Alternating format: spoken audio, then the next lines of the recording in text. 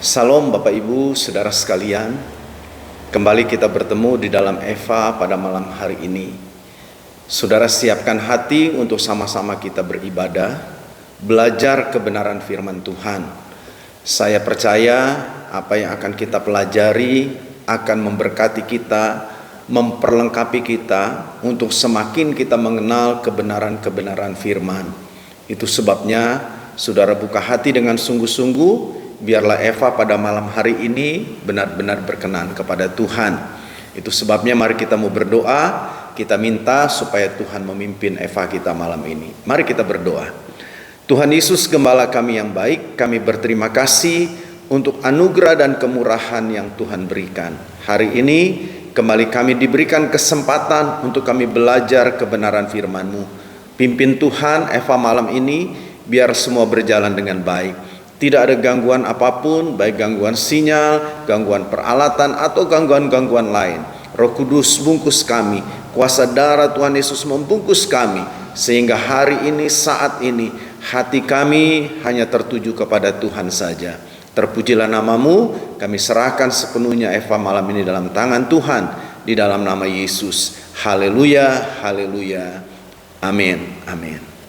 Ya, Bapak Ibu, Saudara sekalian, sebelum kita memulai pelajaran kita, saya mau ajak saudara menyanyi dulu satu pujian, lalu kita menyembah Dia sejenak, baru kita sama-sama belajar firman Tuhan. Mari saudara, haleluya. Ku menyembah dalam kudus hadirat-Mu, hampiri tahta kasih karunia-Mu Bapa. Kekuatanku hanya dalam hadirat-Mu, Yesusku. Hanya Kaulah segalanya.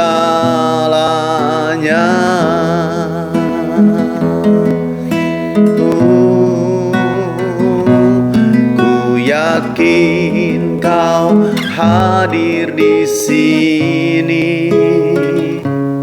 Ku rasakan kuasa yang tak terbatas. Ku yakin Kau nyata di sini. Kemenangan terjadi di sini.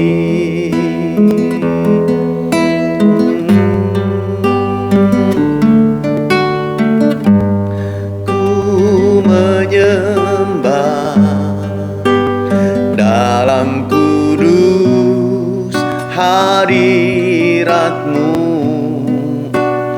hampiri tahta kasih karunia-Mu Bapa.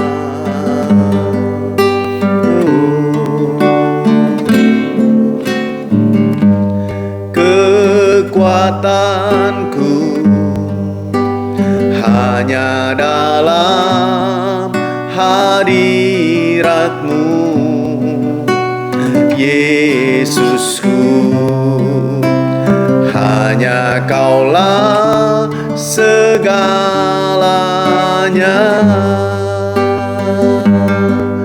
Ku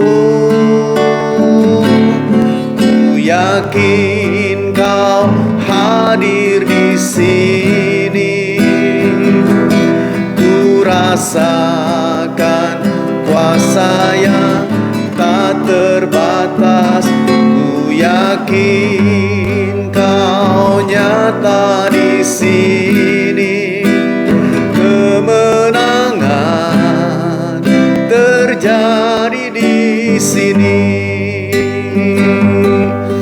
Haleluya.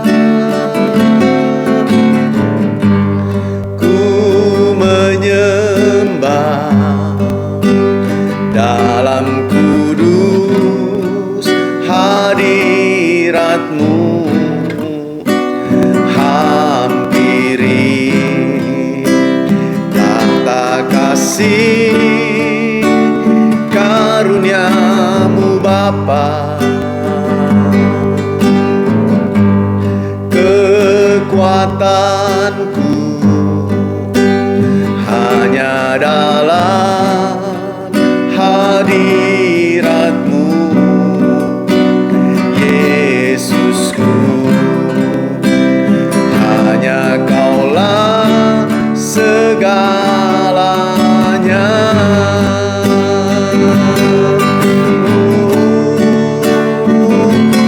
Ku yakin Kau hadir di sini.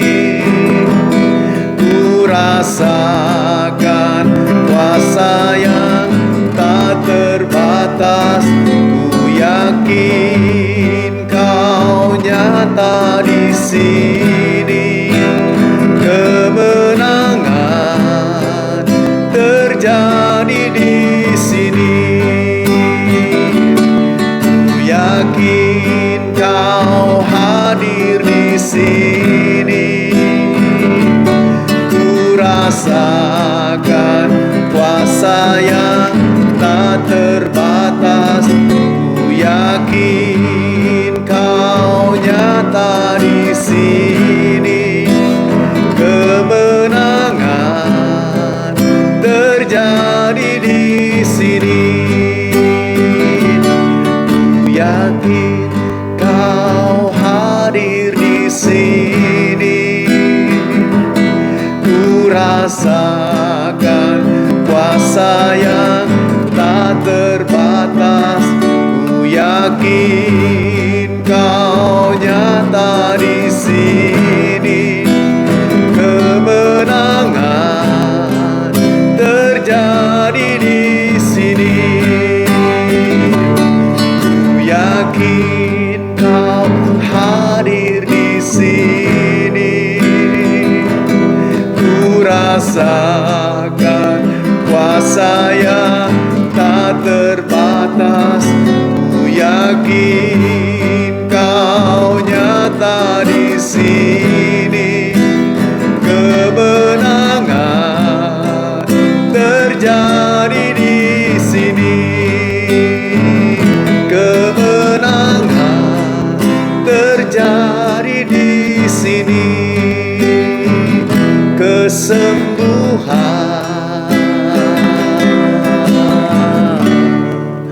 terjadi di sini. Engkau ada Tuhan, Engkau hadir bersama kami. Kami rasa hadirat-Mu Tuhan. Kami menyembah-Mu, haleluya.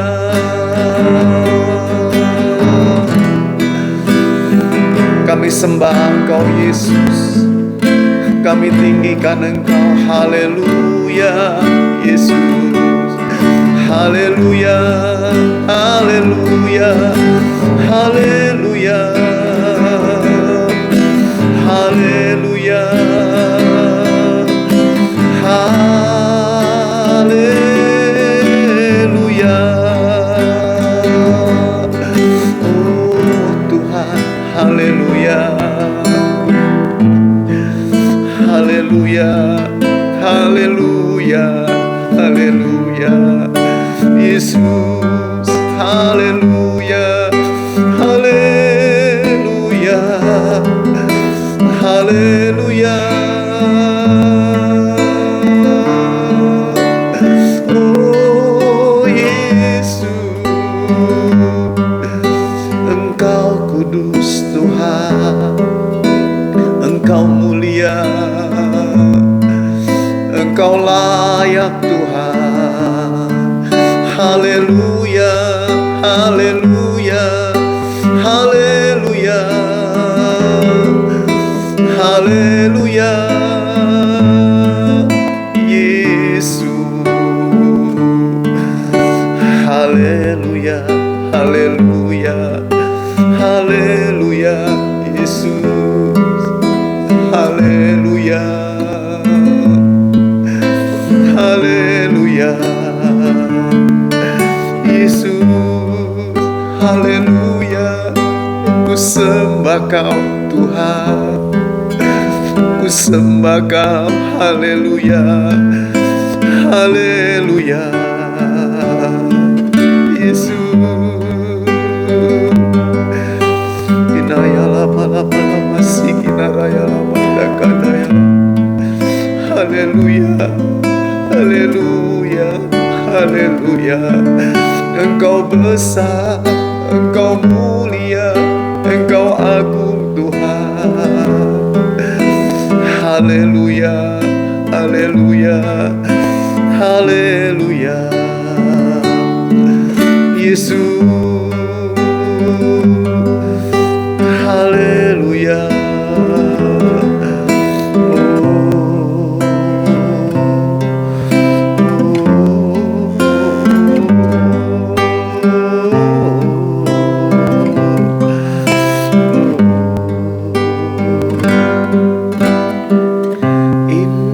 Hatiku menyembahmu, tulus dan kagum padamu Yesus. Ini hatiku tak sempurna, perlu campur tanganmu dalam hidupku Tuhan.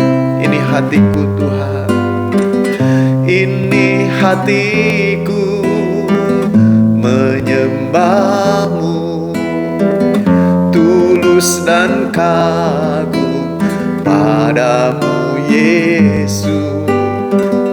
Ini hatiku tak sempurna, perlu campur tanganmu dalam hidupku. Hatiku mengasihimu, hatiku mengasihimu, hatiku ingin mengenalmu, ingin mengertimu. Tuhan, Kau lihat isi hatiku.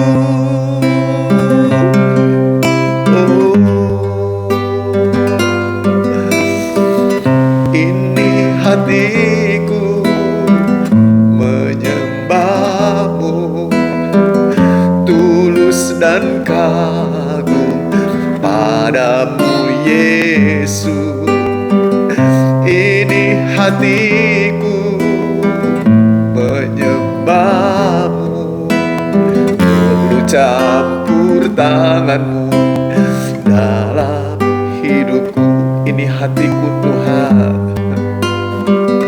ini hatiku menyembahmu, tulus dan kagum padamu Yesus. Ini hatiku tak sempurna, perlu campur tanganmu dalam hidupku. Hatiku mengasihimu, hatiku mengasihimu, hatiku ingin mengenalmu, ingin mengertimu. Tuhan, Kau lihat isi hatiku. Hatiku mengasihimu, hatiku mengasihimu,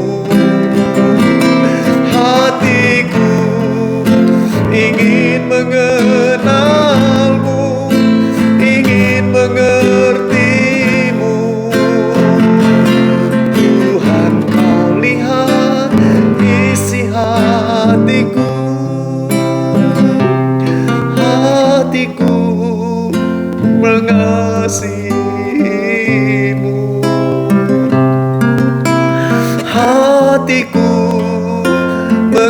mengasihi-Mu. Hatiku ingin mengenal-Mu, ingin mengerti-Mu. Tuhan, Kau lihat isi hatiku. Hatiku mengasihi. Lihat hati kami Tuhan. Hatiku mengasihi-Mu. Hatiku ingin mengenal-Mu, ingin mengerti-Mu. Tuhan, Kau lihat isi hatiku. Tuhan, Kau lihat isi hatiku. Tuhan, Kau lihat isi hatiku.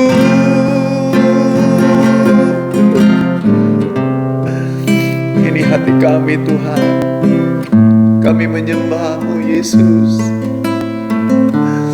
Ini hati kami Tuhan yang terangkat menyembah-Mu. Haleluya, haleluya, haleluya, haleluya, haleluya,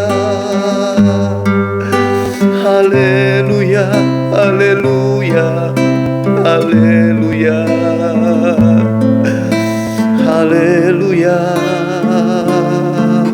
Yesus, Jesus, haleluya. Terima kasih Tuhan. Terima kasih Tuhan. Terima kasih Tuhan. Haleluya, haleluya, haleluya, haleluya, haleluya, haleluya, haleluya, haleluya, haleluya, haleluya.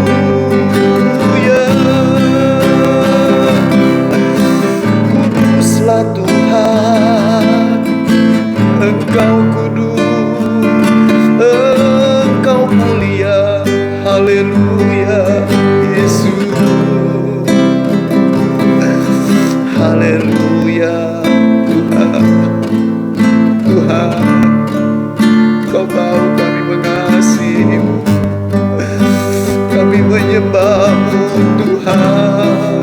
Kami menyembah, kami menyembah Tuhan. Haleluya, haleluya, haleluya.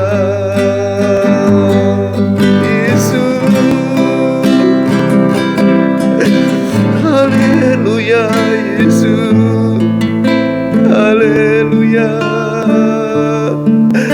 Haleluya. Haleluya, Tuhan.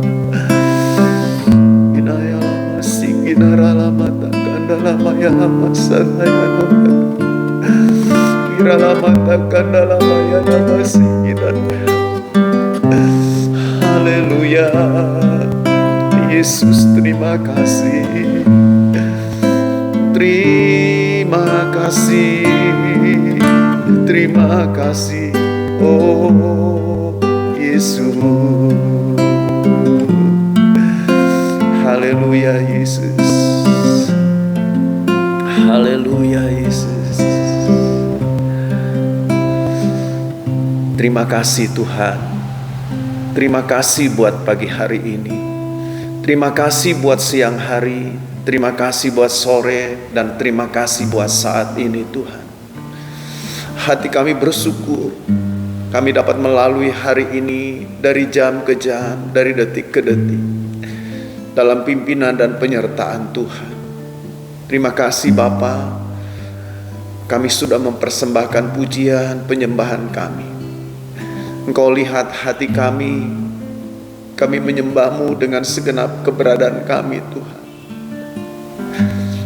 Kami menyembah-Mu, Yesus, dengan hati kami, dengan roh kami.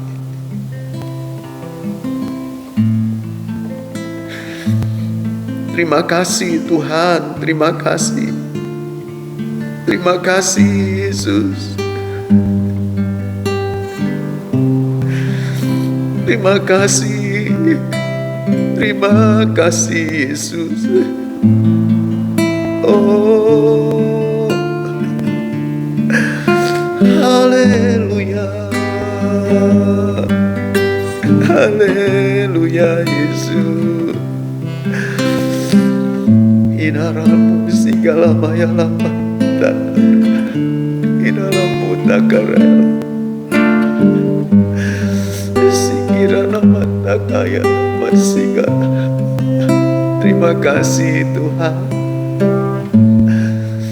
Terima kasih Tuhan. Roh Kudus, jamah kami, kuasai setiap kami. Kuasai kami Tuhan. Semua yang mengikuti Eva ini, entahkah mereka ikuti pada hari ini atau mungkin nanti, Tuhan. Roh Kudus bekerja, jamah setiap mereka. Roh Kudus menjamah setiap mereka. Terima kasih Bapa. Terima kasih. Terima kasih Tuhan. Terima kasih. Kami mau belajar firman-Mu. Bukalah kebenaran firman bagi kami Tuhan.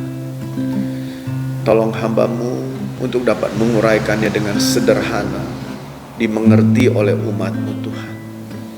Nama-Mu dimuliakan Yesus. Terima kasih Tuhan, terima kasih. Dalam nama Yesus. Haleluya, haleluya. Amin, amin.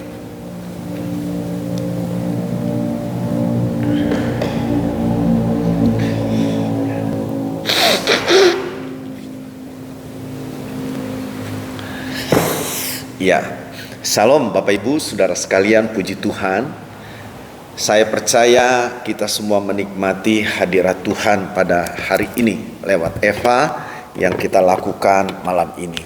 Nah, saudara-saudara, mari siapkan hati untuk sama-sama kita kembali belajar kebenaran firman Tuhan. Saudara-saudara, minggu lalu saya menjelaskan kepada saudara tentang dosa dengan bermacam-macamnya, ya. Kita sudah belajar. Saya sudah jelaskan tentang dosa warisan. Apa sih saudara dosa warisan itu? Itu adalah keberadaan dosa atau keberadaan berdosa dari semua manusia yang dibawa sejak lahir. Yang disebabkan saudara dosa awalnya itu dosa Adam.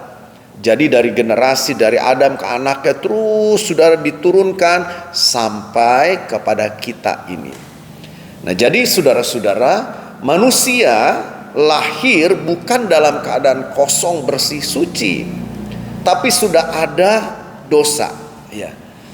Saya jelaskan kemarin, saudara, minggu lalu itu ada pandangan dari seorang yang bernama John Locke, saudara. John Locke dia berkata bahwa bayi itu netral. Benar, dia tidak berdosa dengan perbuatannya, tapi keberadaannya sebagai manusia, dia sudah menerima saudara warisan itu, ya. Jadi dosa warisan, dosa yang diturunkan dari generasi ke generasi. Ini saudara bahaya gitu kan. Itu sebabnya Alkitab juga memberitahu kepada kita ada jalan keluar. Bagaimana supaya kita bebas, terlepas dari dosa warisan itu. Saudara-saudara, sebab dosa warisan itu memisahkan kita dari Allah. Nah, saudara, kita bersyukur Alkitab beritahu jalan keluarnya bagi kita, yaitu lewat penebusan oleh kematian Kristus dan kuasa Roh Kudus yang memberikan kemenangan atas dosa. Ya, jadi dengan kita terima Yesus, percaya Yesus yang telah mati di kayu salib, menebus dosa kita, dan oleh kuasa Roh Kudus kita akan menang. Kita kembali saudara dipersatukan dengan Allah. Ya. Lalu juga minggu lalu saya sempat sampaikan ada istilah dosa pertalian. Ini sedikit berbeda sebetulnya dengan istilah dosa warisan. Memang dosa pertalian barangkali agak jarang kita dengar, ya. Tapi kalau saudara sedikit mendalami, ya, apa tentang dosa itu, kita akan bertemu dengan istilah ini. Saudara-saudara, dosa yang dimaksud dengan dosa pertalian itu adalah dosa yang langsung terkait dengan Adam. Jadi sederhananya gini, saudara, kalau warisan kan diturunkan dari Adam ke anaknya terus gitu, saudara. Tapi saudara, kalau dosa pertalian ini, karena kita ini adalah keturunan Adam, saudara, maka saudara, ini kita juga ditularkan langsung gitu dari Adam. Kan ada keterkaitan kita ini dengan Adam. Jadi saudara, dosa pertalian itu adalah satu dosa yang ditularkan secara langsung oleh Adam tanpa perantara orang lain, ya, tanpa perantara orang lain di setiap generasi. Nah, hukuman dosa atau akibat daripada dosa pertalian ini adalah kematian fisik. Ya, ada perbedaan, ya. Akibat dosa warisan kita, saudara, terpisah, ya, ada kematian rohani, terpisah dari Allah. Tapi saudara, dosa pertalian ini menyebabkan terjadinya kematian secara fisik. Jadi kita akan mati secara fisik karena kita terhubung langsung dengan Adam. Nah, saudara-saudara, bagaimana jalan keluarnya tentang hal ini? Saudara-saudara, Alkitab bilang Kristus itu adalah Adam yang kedua. Wah, ini menurut saya sangat luar biasa, karena inilah saudara keadilan Allah di sini luar biasa, ya. Saudara-saudara, jadi Alkitab bilang Kristus itu adalah Adam yang kedua. Jadi setiap orang yang percaya kepada Kristus itu dipertalikan, katakan diperhitungkan terkait dengan Kristus. Yesus mati di kayu salib, dia berkata, akulah kebangkitan dan hidup, barang siapa percaya kepadaku tidak akan mati, katanya. Dia akan hidup untuk selama-lamanya. Artinya saudara, kita tahu di dalam Kristus sudah mengalahkan, Kristus sudah menghancurkan kuasa maut itu. Kuasa dosa yang terbesar adalah kematian, sudah dikalahkan. Dia mati, dia bangkit. Dan orang yang percaya kepada dia tidak akan mati selamanya, dia bilang, akan hidup selamanya bersama-sama dengan dia. Nah, jadi saudara lihat, Tuhan sediakan jalan keluarnya lewat Adam yang kedua, yaitu Kristus itu. Nah, kita yang percaya dikaitkan ke sana. Lalu kita juga minggu lalu sedikit belajar tentang dosa pribadi. Nah, saudara-saudara, ini dosa yang kita lakukan. Nah, jadi kalau tadi John Locke bilang bahwa bayi itu lahir netral, benar dalam hal ini. Artinya dia tidak melakukan dosa secara pribadi, berbuat dosa, katakan secara pribadi, tidak, ya. Saudara-saudara, tetapi kita lihat dosa ini meliputi sikap hati, pikiran, perbuatan. Jadi bukan hanya sekedar sesuatu yang dibuat dosa, lewat pikiran bisa berdosa, lewat hati kita bisa berdosa, saudara. Nah, Bapak Ibu saudara sekalian, ini dosa yang benar-benar mengerikan, dan kita lihat saudara, ini dosa menguasai semua manusia. Memang saudara, dosa itu barangkali berbeda bobotnya. Saya dengan dosa saya dengan dosa saudara mungkin bobotnya berbeda. Sebab Alkitab memberitahukan kepada kita dosa Kayafas itu dibilang lebih besar daripada dosanya Pilatus, ya. Jadi dosa pribadi tidak ditularkan, sudah. Jadi saya tidak menularkan dosa saya kepada anak-anak saya. Setiap orang melakukan dosanya sendiri. Memang saudara, dosa pribadi itu hanya bisa menimbulkan pengaruh bagi orang lain, tapi tidak bisa ditularkan. Jadi contohnya begini, saudara lihat saya melakukan dosa, saudara, saya tidak nularkan sama saudara. Jadi saudara, tetapi saya bisa mempengaruhi dalam arti saudara, Saudara mungkin pikir gini, ya si Pak Gembala saja yang pendeta, dia berbuat dosa, masa saya kalau berbuat dosa berarti saya juga nggak apa-apa. Kira-kira gitu tuh saudara. Jadi saudara lihat, saya tidak menularkan, tapi perbuatan dosa pribadi saya bisa punya pengaruh. Jadi ada apa contoh untuk saudara lah, katakan gitu, berbuat dosa. Nah kalau begitu saudara, di sini kita lihat perlu adanya kehati-hatian. Dalam arti saudara jangan suka berbuat dosa, ya saudara-saudara. Tetapi seharusnya begini, seharusnya setiap orang pasti bisa menang, ya. Sebab saudara-saudara ini kan pilihan kita, ya. Ketika kita kalah, ketika kita mengikuti kemauan dosa itu dan berbuat dosa pribadi, ada akibatnya. Jangan saudara pikir nggak ada akibatnya. Pasti akan ada penderitaan. Ada orang yang jadi sakit, walaupun tidak semua penyakit disebabkan oleh dosa, ya. Ada orang saudara kehilangan sejahtera, persekutuannya dengan Allah itu jadi terganggu, tidak harmonis. Persekutuannya dengan sesama suami istri, anak-anak orang tua dengan sesama terganggu, tidak harmonis. Itu nggak enak, saudara, nyaman. Kenapa bisa begitu? Karena dosa pribadi yang kita lakukan. Nah itu sebabnya Alkitab bilang bagaimana nih cara penyelesaiannya. Kalau saya berdosa secara pribadi melakukan dosa, apa yang harus saya lakukan untuk menyelesaikannya? Alkitab bilang mengakui, ya. Akui dosamu di hadapan Tuhan, minta ampun sama Tuhan. Alkitab bilang Allah itu setia dan adil. Dia akan menyucikan kita, dia akan membersihkan kita dari segala dosa kita. Nah tentu sebagai orang-orang yang percaya kepada Kristus, jangan biasakan diri untuk berbuat dosa, ya. Jangan biasakan diri. Walaupun kita lihat di kiri kanan kita, waduh orang enak banget ya buat dosa. Aduh orang kayaknya yang buat dosa enak sekali tuh. Kelihatannya dia tenang-tenang saja, oke-oke saja, diberkati lagi, usahanya maju, hidupnya tenang. Saya yang jaga hidup sungguh-sungguh, buktinya seperti ini. Hati-hati saudara, ya.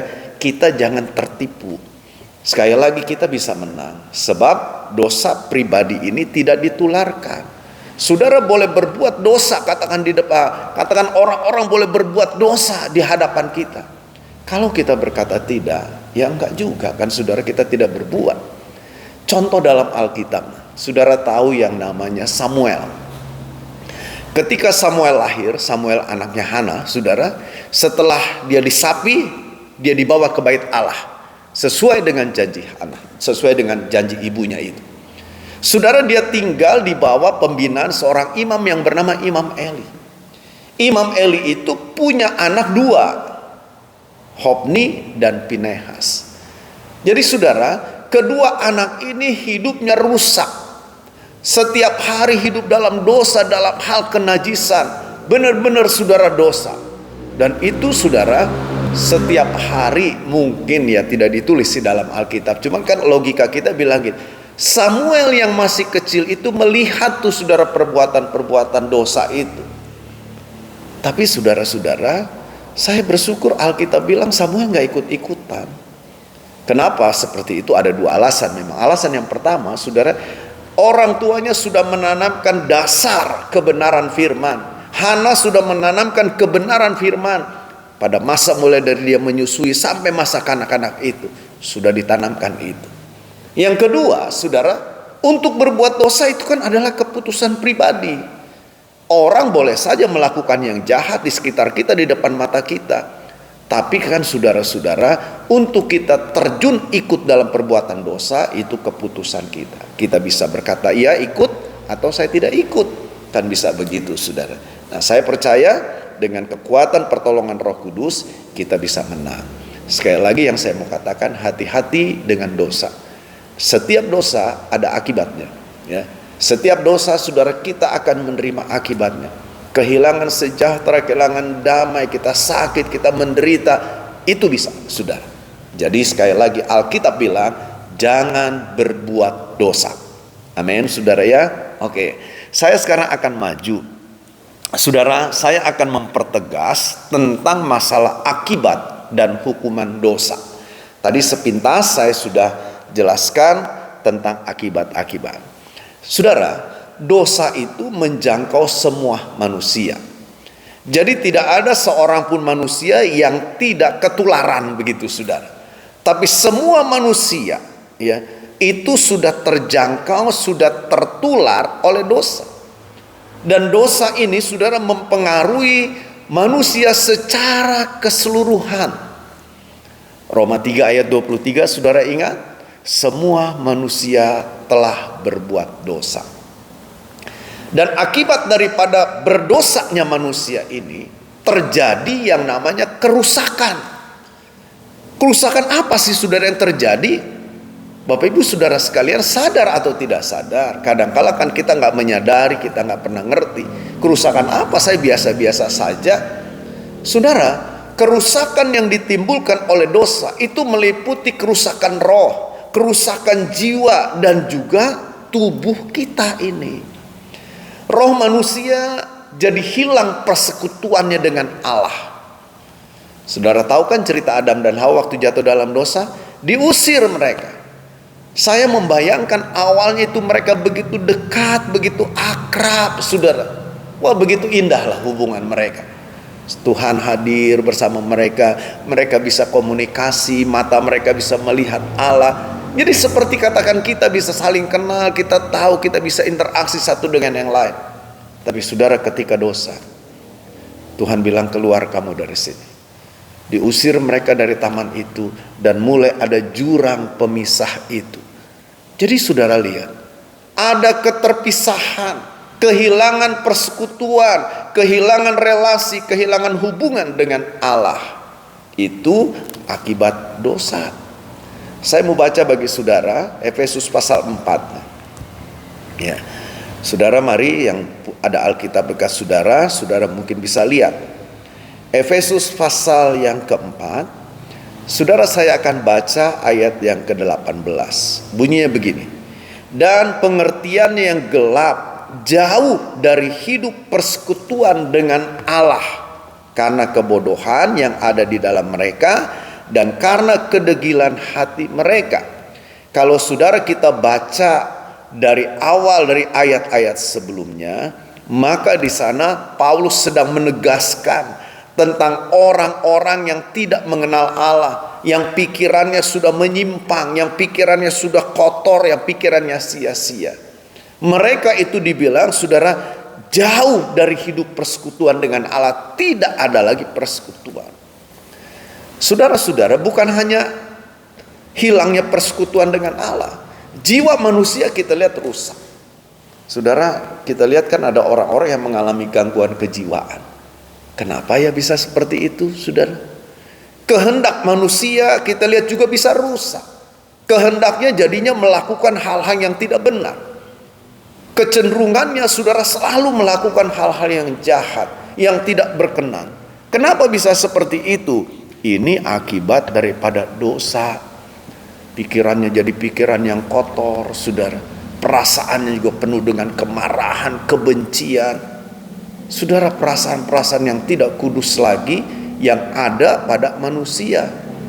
Kenapa bisa begitu? Sekali lagi saya katakan, semua karena dosa. Lalu tubuh manusia.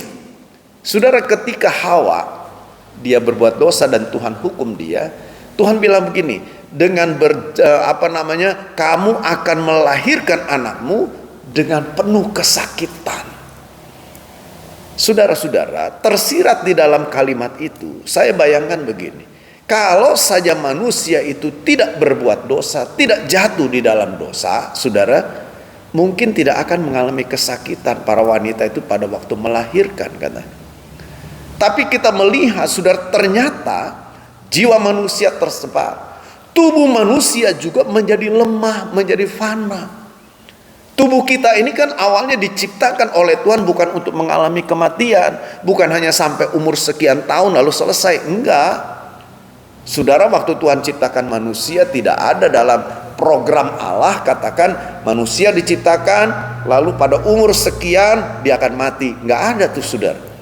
Tapi karena dosa, maka tubuh manusia ini menjadi lemah, menjadi fana, menjadi bersifat sementara. Saudara, Tidak ada satu pun dari segi watak manusia yang luput dari pengaruh dosa.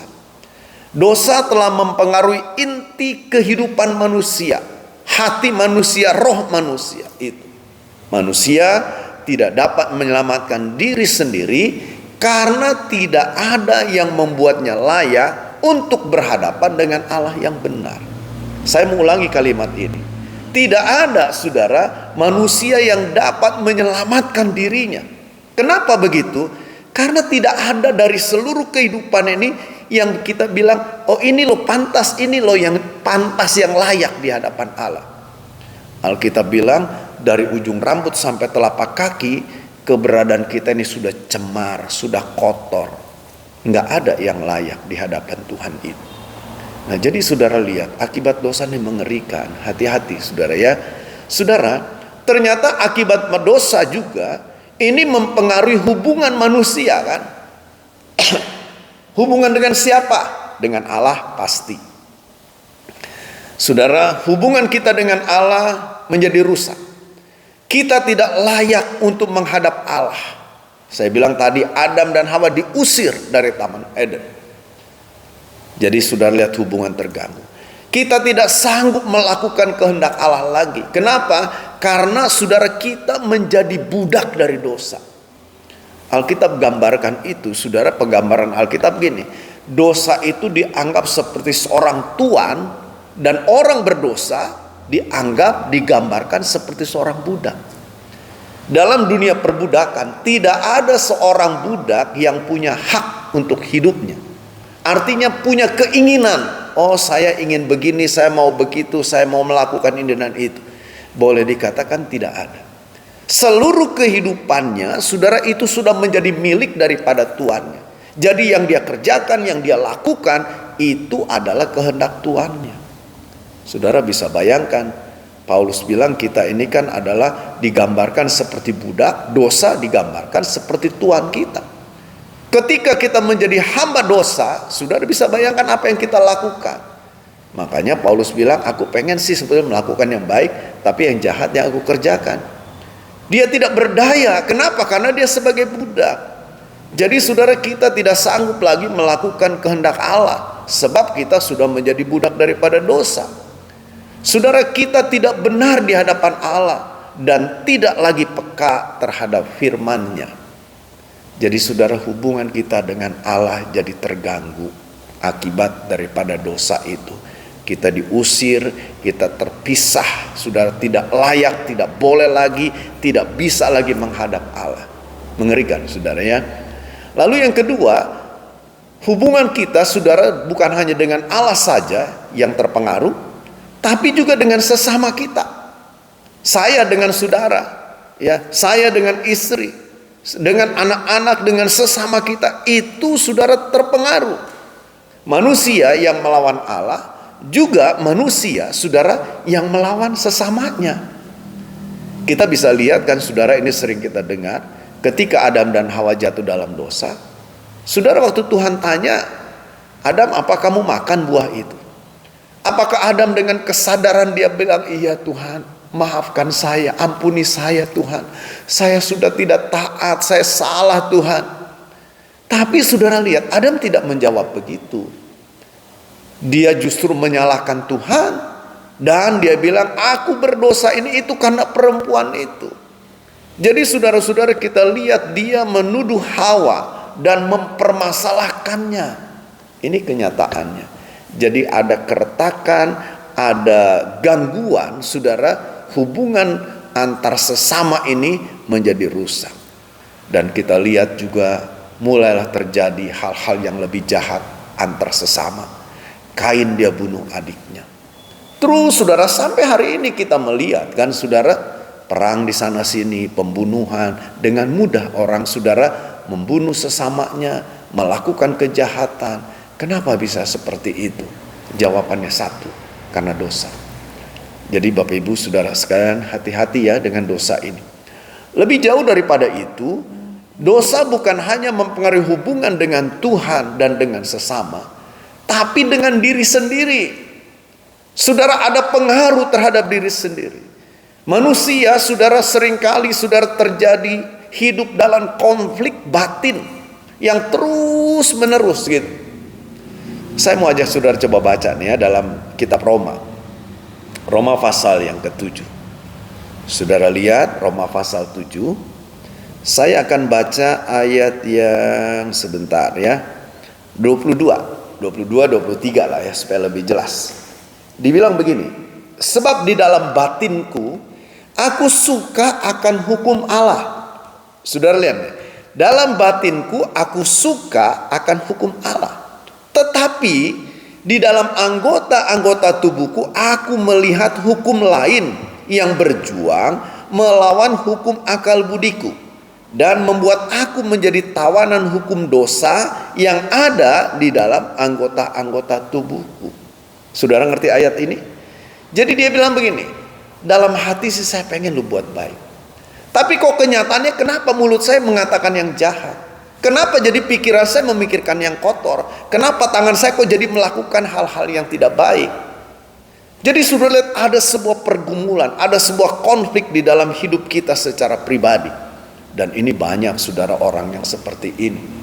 Bapak Ibu saudara sekalian, jadi mereka hidup dalam konflik batin yang menimbulkan keresahan, menimbulkan satu ketidaknyamanan, ketidakharmonisan secara pribadi, tidak ada ketenangan. Jadi saudara-saudara, ini sangat mengerikan loh akibat daripada dosa ini. Dan ternyata akibatnya itu bukan hanya mempengaruhi hubungan dengan Allah, dengan sesama, dengan diri, tapi juga dengan alam semesta ini. Saudara tahu alam semesta ini kena akibat juga kan? Manusia kehilangan keharmonisan dengan alam. Manusia yang seharusnya memelihara alam kan dapat tugas dari Tuhan untuk memelihara, menjaga, mengerjakannya. Tapi kita lihat saudara, akibat dosa bukan memeliharanya, tapi merusaknya, mengeksploitasi, merusak alam ini. Saudara, dengan bermacam-macam cara. Dan kita lihat akibat daripada dosa ini, bumi ini rusak, saudara. Benar-benar rusak, benar-benar hancur. Waktu Adam dan Hawa jatuh, Tuhan bilang, terkutuklah bumi karena engkau. Yang akan dihasilkan itu bukan lagi hal yang baik, tapi justru onak dan duri. Saudara-saudara, jadi kalau saudara renungkan, jujur saja saya ngeri loh saudara, melihat begitu dahsyatnya akibat yang dimunculkan oleh dosa ini. Dan yang kelima, saudara, akibat dosa juga mempengaruhi masalah waktu. Artinya saudara, manusia sekarang hidup menjadi terbatas. Manusia kehilangan kekekalannya. Umur manusia kita lihat semakin menjadi pendek, semakin menjadi pendek. Saudara-saudara, kenapa begitu? Sekali lagi karena dosa. Manusia kehilangan kekekalannya. Umur manusia menjadi terbatas, bahkan bukan hanya terbatas, menjadi pendek. Coba saja saudara lihat, kalau kita lihat kitab Kejadian, umur manusia yang dicatat dalam kitab Kejadian yang paling tinggi itu namanya Metusalah, 969 tahun. Adam mencapai umur 930 tahun.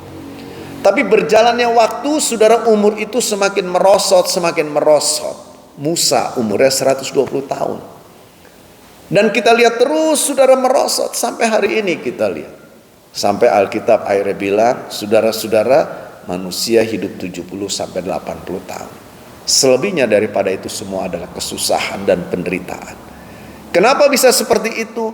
Sekali lagi saya mau katakan, akibat dosa. Nah, saudara, ngeri ya kalau kita pelajari ini. Jadi saudara, marilah coba renungkan ini. Saya harap saudara dengan kita belajar, kita mengerti, harusnya membuka wawasan kita, pemahaman kita, apa nih yang harus saya lakukan terkait dengan masalah dosa ini. Dosa telah mengganggu, mempengaruhi hubungan manusia dengan Allah, dengan sesama, dengan dirinya, dengan alam semesta, juga dengan waktu. Saudara-saudara, saya ingin melanjutkan, tetapi oke lah, saya coba tambah satu lagi ya. Saudara, jadi yang sekali lagi saya katakan, akibat dosa Itu mempengaruhi manusia, mempengaruhi hubungan manusia. Lalu saudara, akibat daripada dosa itu juga, maka manusia yang berdosa, dengarnya saudara, manusia yang berdosa dia harus dihukum. Gimana menurut saudara? Saudara setuju akan hal ini? Manusia yang berdosa dia harus dihukum. Kenapa sih kok harus dihukum? Kenapa Tuhan gak bebaskan aja gitu ya? Kadangkala saudara, orang pengennya seperti itu kan. Tapi saya melihat saudara bahwa hukuman ini perlu, sangat perlu, dan itu memang harus. Kenapa harus saudara? Ada beberapa alasan yang akan saya kemukakan. Paling tidak ada 3 alasan. Alasan yang pertama, dengan menghukum dosa, dengan Tuhan menghukum dosa, maka berarti Tuhan telah menegakkan keadilannya. Saudara, kita tahu Allah itu bukan hanya maha kasih, tetapi dia juga adalah Allah yang maha kudus. Dengar baik-baik saudara, Allah bukan hanya Allah yang baik, bukan hanya Allah yang penuh kasih, yang maha kasih, tapi dia juga adalah Allah yang kudus. Nah, karena dia adalah Allah yang kudus, dia tidak bisa membiarkan dosa. Maka saudara, dia harus bertindak mengedepankan tentang keadilannya. Yang namanya adil itu, kalau salah ya harus dihukum. Itu namanya adil. Saudara-saudara, harus ada seperti itu. Kalau tidak ya saudara, Allah tidak adil. Jadi ini perlu kita sadari bahwa Tuhan yang kita sembah, benar dia Allah yang baik, yang mengasihi saya sedemikian rupa. Tapi saudara-saudara, dia juga Allah yang kudus. Allah yang kudus adalah Allah yang tidak akan pernah menyetujui, tidak akan pernah membiarkan dosa. Setiap dosa akan mendapatkan hukuman. Alasan yang kedua, saudara, bukan hanya soal menegakkan keadilannya, tapi alasan yang kedua adalah masalah di mana Allah menegakkan kesucian.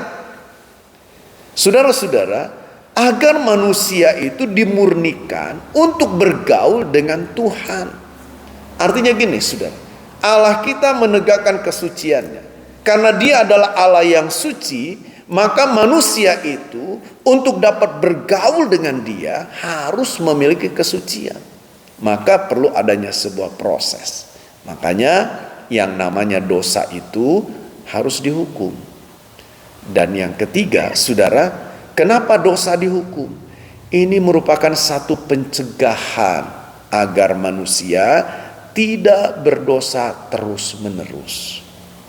Kalau sampai terus-menerus berdosa, bagaimana? Ya, itu sudah kebangetan begitu, saudara ya. Dan ini orang-orang yang benar-benar bebal. Jadi Allah menjatuhkan hukuman atas setiap dosa agar, saudara, manusia tuh sadar gitu. Aduh, saya menderita, saya susah, saya sakit, aduh saya jadi menderita seperti ini. Ya harusnya bertobatlah saudara. Saudara lihat anak bungsu itu kan, ketika dia pergi meninggalkan rumah bapaknya, putus hubungan dengan bapaknya, dia hidup di dalam dosa. Saudara-saudara, dia menderita. Nah, karena penderitaan itulah muncul sebuah kesadaran, aduh aku susah di sini, aku menderita di sini. Nah, kalau andai kata nggak menderita tuh bagaimana? Dia akan terus, saudara. Selagi uangnya masih banyak, selagi warisannya masih penuh, wah dia tenang-tenang saja, dia nggak ingat, saudara. Dia pesta pora saja. Tapi ketika dia menderita, baru dia sadar, saya butuh Bapa, saya harus kembali, saya tidak boleh terus di sini. Nah, saudara-saudara, tapi saya mau ingatkan ya, jangan nunggu menderita dulu, begitu saudara ya. Jangan tunggu dipukul dulu, jangan tunggu susah dulu, jangan tunggu sakit dulu baru sadar. Saudara-saudara, saatnya mari kita tinggalkan dosa. Sebab setiap dosa, manusia yang berdosa itu pasti akan mendapatkan hukuman. Ya, saudara, dosa juga menyebabkan kematian secara rohani. Tadi sudah saya singgung. Juga kematian secara jasmani dan kematian kekal, yaitu dihukum selama-lamanya. Ngeri ya saudara. Jadi kita nggak boleh nih saudara main-main dengan dosa. Saya coba menyampaikan hal seperti ini bukan mau nakut-nakutin saudara, tapi supaya kita sadar dosa itu ada. Nah, ketika kita diam terus tinggal di dalam dosa, kita menikmati dosa itu, ada akibatnya. Dan saya mau ingatkan sekali lagi, jangan tunggu saudara mendapatkan kesusahan, penderitaan, kesulitan baru mau sadar. Saya khawatir kita terlambat saudara. Nah, jadi mari lewat apa yang kita pelajari malam hari ini, coba renungkan baik-baik saudara. Tuhan mau kita hidup dalam kekudusan, karena Dia ingin bersekutu dengan kita. Dia ingin memiliki hubungan dengan kita. Itu sebabnya mari saudara, kita mau katakan, saya mau hidup dalam kekudusan, saya mau hidup di dalam kebenaran, saya mau hidup di dalam perkara-perkara yang kudus di hadapan Allah. Dan saudara-saudara, dengan demikian saya percaya ya, kita akan memiliki hubungan yang baik, harmonis dengan Tuhan, dengan sesama kita, dengan diri kita sendiri, baik dengan alam juga dengan waktu. Tuhan Yesus berkati kita semua. Nah saudara, minggu depan saya akan sampaikan masih berkaitan dengan dosa. Kalau tadi saya mengukakan tentang akibat yang dimunculkan oleh dosa, nah minggu depan saya akan coba membahas, sampaikan sama saudara bagaimana kita bisa lepas dari dosa. Jadi kelepasan dari dosa, itu yang akan kita bahas minggu depan. Tuhan Yesus berkati kita semua. Mari saudara, sebelum kita berdoa dan kita mengakhirinya, saya ingatkan hari Jumat mari hadir. Kita sedang belajar membangun relasi dengan Tuhan lewat penyembahan ya. Nanti minggu depan hari Minggu saya akan kembali berkhotbah membangun relasi dengan Tuhan lewat perbuatan kasih ya, ungkapan kasih kita kepada Tuhan. Apa itu nanti hari Minggu saya akan sampaikan. Ya, jadi saudara hadirlah hari Jumat jam 6. Lalu anak-anak remaja, mari saya undang saudara hadir ya. Para bapak ibu yang punya anak remaja, ingatkan mereka. Jangan biarkan mereka, jangan bermasa bodoh dengan mereka, tapi ingatkan. Kita barangkali tidak bisa ngancam dan macam-macam, tapi kita ingatkan, ayo kamu datang ke gereja, ikut ibadah di remaja hari Sabtu jam 6. Biarkan mereka berinteraksi dengan sesama anak-anak Tuhan di gereja ini. Saudara, walaupun mungkin masih belum terlalu banyak lah ya, kita tahu ada di daerah memang gereja-gereja pemuda remaja yang umumnya tidak terlalu banyak. Tapi biarlah mereka yang sedikit itu mereka boleh kumpul sama-sama, saling memberikan masukan-masukan, interaksi mereka seusia mereka. Ya, jadi saya ingatkan orang tua, dorong mereka, kasih semangat mereka untuk tetap hadir. Di hari Minggu mari hadir saudara, ibadah kita ada pagi dan sore jam 8 dan jam 5, lalu jam 10 ada ibadah sekolah minggu. Nah saudara-saudara, doakan terus tentang rencana renovasi kita ya. Saya bersyukur saudara oleh pertolongan anugerah Tuhan, saudara rencana renovasi perbaikan atap gereja ini saudara akan segera direalisasi. Saya bersyukur untuk persembahan-persembahan yang Tuhan berikan melalui hidup saudara, melalui orang-orang yang cinta Tuhan ya.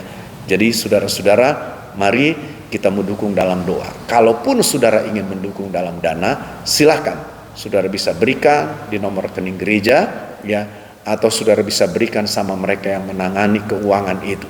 Ada Pak Yusuf dengan istri, Ibu Silvi, ada Pak Hari Saputra, ada juga Pak Andri Hutasoid, Pak Saud saudara, lalu yang lain, teman yang lain. Ya ada Pak Egi juga ya.